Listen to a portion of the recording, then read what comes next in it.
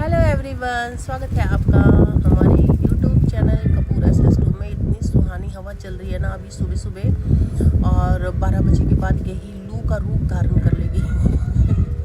और मैं छत पे बैठी हूँ, जब तक ये हवा चलती है ना तब तक मैं पूरा आनंद लेती हूँ।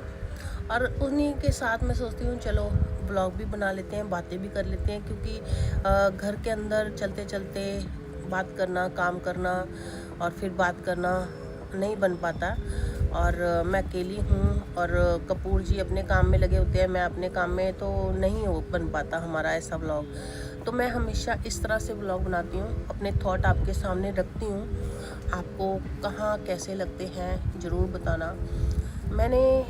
मुझे काफ़ी कमेंट आ रहे थे कि आपने बच्चों को क्या परवरिश, कैसे परवरिश। देखो, इस चीज़ की ना कोई क्लास आपको दे नहीं सकता, मैं भी नहीं दे सकती। आपके घर का माहौल, आपके बच्चों का नेचर, आपका नेचर, ये सब चीज़ें ना डिपेंड करती हैं। अगर मैं आपको बोलूँ आप बहुत ही प्यार से, शांति से चलो, तो ज़रूरी नहीं है कि आपके बच्चे आपको प्यार से चलने दें, है ना। और अगर मैं आपको बोलूँ कि नहीं, कभी कभी गुस्सा भी करना है, पर आपकी नेचर ही नहीं है गुस्सा करने की, तो बच्चा कुछ भी करेगा तब भी आप प्यार से ही समझाएंगे। तो ये हर किसी की नेचर, हर किसी के घर का माहौल, ये सब चीज़ें अलग होती हैं। बट बच्चों को अगर आप 7th-8th तक कंट्रोल में रख के और उनसे कुछ कुछ चीज़ें ऐसे करवाएं, घर के काम करवाएं, जैसे 2 महीने की छुट्टियां आ रही हैं तो उनको कुछ ड्यूटीज़ दें और उनको कोई जिम्मेवारी दें कि आप शॉपिंग करके आओ, थोड़ा सामान लेके आओ, क्या हिसाब है, कितना खर्चा किया, कितने का था, कितना कम किया, कितना कम नहीं किया, है ना। इस तरह के घर में साफ़ सफाई, डस्टिंग का या रसोई का कुछ सिखाओ उनको। और चाहे लड़का हो चाहे लड़की हो, देखो ये चीज़ें ना अब दोनों के लिए ज़रूरी हो गई है, क्योंकि माहौल अब बदल चुका है। और लड़की को भी जॉब करनी होती है और लड़के को, ये तो हमारे टाइम पे भी हो रहा था, लड़की जॉब करती थी, पर इतना बर्डन था कि लड़की को जॉब भी करनी होती थी और घर के काम भी करने होते थे। और जॉब करने का मतलब ये होता था कि हमने तुमको लिबर्टी दी है जॉब करने की, और ये नहीं कोई बोलता था कि ये घर की जिम्मेवारी निभा रही है, कमा रही है, घर में पार्टिसिपेट कर रही है फाइनेंशियली, ये कोई नहीं समझता था। पैसा भी कमाती थी वो और घर भी चलाती थी और सबके हुक्म का पालन भी करती थी। इवन पति के साथ भी वो ये नहीं बोल सकती थी कि तुम मेरे को काम में हेल्प करो, और पति सिर्फ जॉब करता था और घर के काम नहीं करता था। तो इस चीज़ का ना औरत को बहुत सफ़र करना पड़ा। अब लड़कियां समझदार हो गई हैं, उनको अपने हक का पता चल गया है, और जब वो बोलती हैं तो फिर वो बदतमीज लगती हैं। तो इससे अच्छा है कि पहले ही इन चीज़ों को आप समझ जाएं, जैसे मैं समझ जाऊं। अगर मेरी बहू है तो मुझे पता है कि मेरा बेटा जॉब कर रहा है, बहू जॉब कर रही है, वो दोनों मिलके घर का काम करेंगे, तो उसमें कोई लड़ाई की या कुछ ऐसी कुछ रहेगी नहीं। हम अंडरस्टैंड कर लेंगे। अगर वो थक गई है तो उसको आराम चाहिए, बेटा थका तो उसको भी आराम चाहिए, दोनों थकते हैं, दोनों इंसान हैं। तो ये चीज़ ना हम लोगों को अब अंडरस्टैंड कर लेनी चाहिए। बट जब तक आपके अंडर बच्चे होते हैं, स्कूल टाइम में बच्चे होते हैं, तो स्कूल टाइम में कोशिश कीजिए कि बच्चों को ना जो स्कूल से करके आए उसको रिपीट करो।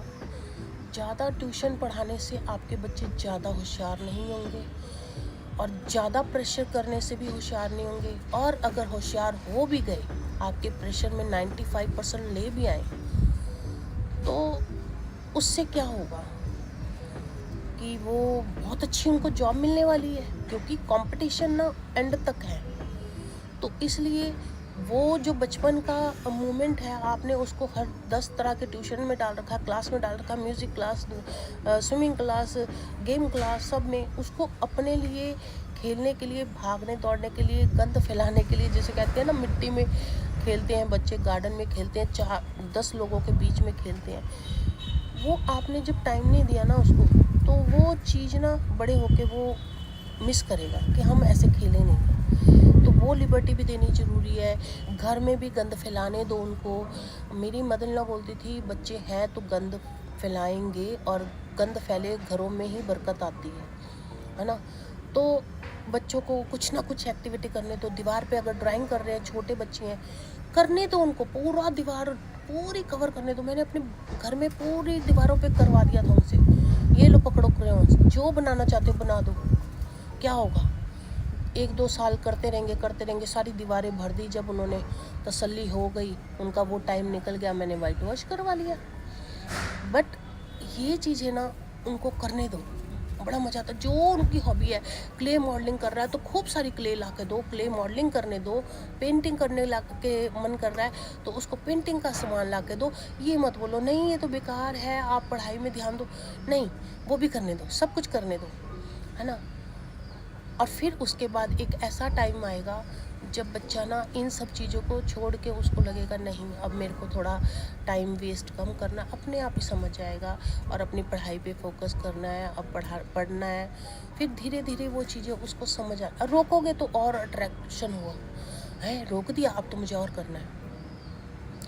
अब 12th के बाद ना बच्चे आपकी आप राय देंगे भी, सुनेंगे भी, पर वो अपने हिसाब से उसको मानेंगे जिसमें उनका कंफर्ट जोन होगा, है ना। तो कोशिश करो कि उनको वो राय दें। हम ये बोलते हैं ना सब्जेक्ट ये चूज़ करो, ये चूज़, बच्चे ने पढ़ना है, हमने तो पढ़ना नहीं है। हम बच्चे को अपने पसंद से कैसे सब्जेक्ट चूज़ करवा सकते हैं, उनको चूज़ करने दो जिसको वो पढ़ सकती हैं, जिसमें इंटरेस्ट दिखा सकते हैं, जिसको अच्छे से कर सकते हैं। अब उसके बाद कॉलेज आ जाएगा। कॉलेज के बाद बच्चे आपकी कई बार सुनेंगे ही नहीं, आपको कहेंगे आपको कुछ नहीं पता। इतना कॉन्फिडेंस आ जाता है बच्चों में कॉलेज के टाइम पे। पर वो टाइम जो 3 साल का होता है ना, उस 3 साल में आपको बच्चों के ऐसे ऐसे रूप नज़र आएंगे तो आप हैरान होंगे कि है हमने तो इसको बचपन से ये सिखाया, ये कब सीख गया। क्योंकि उसको ना बाहर की दुनिया बहुत जल्दी सिखा देती है, जो आप सारी ज़िंदगी नहीं सिखा सके ना, बाहर की दुनिया सिखा देती है। बट कोई बात नहीं, वो भी सीखेगा जब उससे पता चलेगा ये मैंने गलत चीज़ सीख ली है, तब वो अपने आप उसको ठीक करेगा, अपने आप ठीक करेगा। प्रेशर किसी चीज़ का लेने की कोई ज़रूरत नहीं है, बस भगवान जी को बोलो भगवान जी इसको सद्बुद्धि देना। जहाँ भी जा रहे, मैंने बच्चों को कॉलेज भी भेजा, सब कई लोग बोलते नहीं कॉलेज नहीं भेजना चाहिए। अरे कॉलेज ही एक्सपीरियंस वहाँ से मिलता है, हमारे माँ बाप ने नहीं रोका तो हम कैसे रोक सकते हैं। वहीं से तो असली एक्सपीरियंस मिलता है बच्चों को, कॉलेज से ही। और फिर उसके बाद उनकी जॉब शुरू हो जाएगी। जब नया कमाना शुरू करेंगे, आपको भी बहुत ज़रूरत है पैसे की, पर बच्चों को बोलो आप ना अपनी सैलरी से अपने शौक़ पूरे करो। जो हमने नहीं किया, हमने बोला कि हम ज़रूरत पूरी करेंगे, शौक़ पूरे नहीं करेंगे। तो अब सैलरी मिली है ना, अब ना इससे तुम अपने शौक़ पूरे करो। ऑनलाइन शॉपिंग, घूमने जाना चाहते हो, खाना पीना चाहते हो, जो करना चाहते करो। वो ना मुश्किल से 1-2 साल करेंगे उसके बाद वो आपके पास अब क्या करें मम्मी ये पैसे का देखना। तो मेरा एक्सपीरियंस तो यही चल रहा है अभी, और अच्छा चल रहा है। मैं उनसे सीख रही हूँ, बच्चों से, और बच्चे मुझसे थोड़ा कम ही सीखते हैं, मैं बच्चों से ज़्यादा सीख रही हूँ। बच्चे मुझे बहुत ज़्यादा प्रैक्टिकल बना रहे हैं, क्योंकि आज की जनरेशन बहुत प्रैक्टिकल है। और ये अच्छी बात है कि वो मुझे सिखा रहे हैं और मैं भी सीख रही हूँ। मैंने बच्चों को जो सिखाया वो उनको आता है समझ 22, 23, 24 साल के बाद कि ओह मम्मी ने हमें ये सिखाया था। क्योंकि उसके बीच में ना 18 से 23-24 साल के बीच में ना बाहर की दुनिया ना उनको बहुत अट्रैक्ट करती है। बट उसके बाद सब समझ में आ जाता है। आप टाइम दो, परेशान मत होना। मैं भी बीच बीच में कभी परेशान होती, फिर मुझे लगता है नहीं मैं परेशान नहीं हो रही, मैं स्ट्रॉन्ग हो रही हूँ। ये बच्चे मुझे सिखा रहे हैं कि मम्मी सब कुछ देखना पड़ता है इस तरह से। और माँ बाप ना बच्चों से जब हारते हैं ना, जब बच्चों से हारते हैं तो उनको खुशी होती है, अच्छा मैंने तो इससे उम्मीद नहीं रखी थी, इसने ये कर दिया, बहुत खुशी होती है।